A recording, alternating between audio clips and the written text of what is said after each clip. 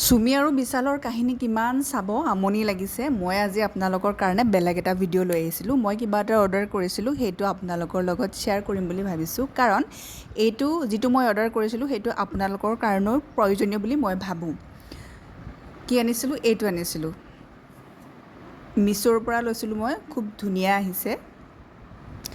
এইটো মানে ৱাশ্বিং মেচিনৰ ছাইডতে মই এইটো ধুনীয়াকৈ দেখিবলৈ ধুনীয়া থৈ দিম, আৰু ইয়াতে কাপোৰ থৈ দিম।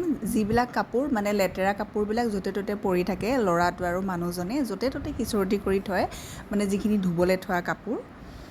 আৰু এইখিনিতে কাপোৰবিলাক ভৰাই থৈ দিম। আৰু খুব ধুনীয়া আহিছে আৰু খুব ডাঠ হয়। আৰু যিখিনি কাপোৰ ধোৱা কাপোৰ মানে দম হৈ থাকে 2-3 দিন, মোৰ জাপিবলৈ বৰ এলাহ লাগে। বহুতৰে হয় চাগে এনেকুৱা, চকী এখনত কাপোৰ দম হৈ থাকে আৰু দেখিবলৈ খুব লেতেৰা লাগে। সেইকাৰণে এইটোতে ভৰাই ৰাখি দিম। দেখিবলৈও ধুনীয়া আৰু বহুত ডাঠ হয় কিন্তু দেই। যদি আপোনালোকে বিচাৰে তেনেহ'লে মই ক'ডটো শ্বেয়াৰ কৰি দিম, আপোনালোকে লৈ ল'ব পাৰিব। কেনেকুৱা লাগিছে জনাবচোন।